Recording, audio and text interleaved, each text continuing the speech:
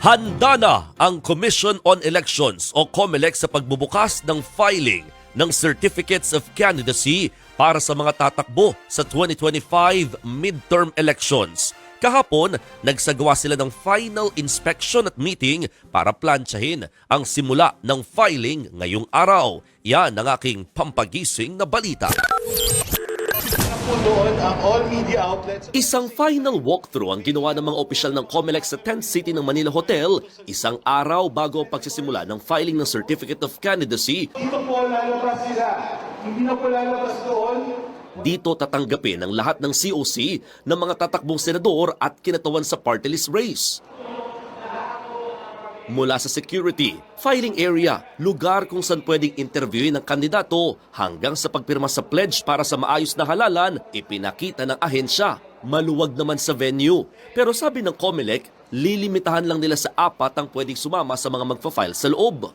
Sana po wag na lang tayo makipagmatigasan sapagkat makikipagmatigasan din ang Commission on Elections. Diyan po natin makikita kung handa ang bawat isa na sumunod pagka kayo ay nahalal na. Idaraos naman sa provincial at local COMELEC offices ang filing ng mga lokal na kandidato. Dito, hanggang 3 tao naman ang pwedeng isama ng mga local candidate.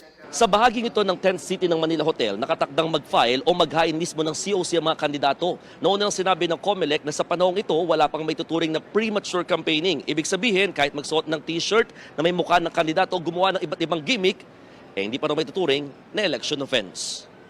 Paglilinaw naman ng COMELEC, ministerial ang duty nila.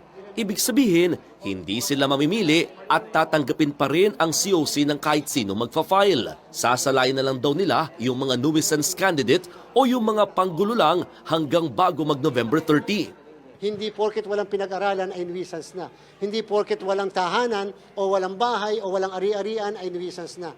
Subalit kung makakatakbo ang kandidato o yung masasama yung pangalan sa balota ay ibang usapan po yan. Sapagkat pwede may mag-file ng petition to cancel or deny due course yung candidacy, pwede madeklara na nuisance candidate yung isang kandidato o panggulo lamang. Bago naman ang walkthrough at inspection kanina, nag-final meeting na rin ng COMELEC kasama ang iba't ibang stakeholders at ilang election lawyers. Dito kinwestiyon ni Atty. Romulo Macalintal ang mga appointive o government officials o employees na kakandidato sa party list. Sabi kasi ng ahensya, may tuturing lang na deemed resigned ang ganitong kandidato oras na magsimula ang kampanya sa Pebrero. Pero tingin ni Macalintal, dapat mag-resign na rin ang mga ito pagkahain pa lang nila ng kandidatura. Sapagkat naniniwala po ako na yung mga government officials sa ilalim ng saligang batas ay pinagbabawalan na to engage in partisan political activity.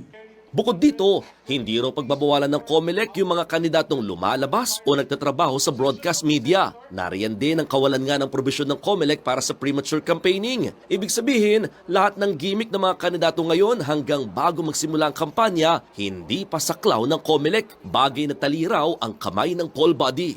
Lahat ng gastos ng mga partido, ng mga kandidato sa mula October, November, December, January hanggang second week ng February, hindi kinakailangan i-report sa kanilang statement of contributions and expenditures sapagkat hindi pa sila kandidato. Nagbabalita mula sa frontline, Mon Gualvez, News 5.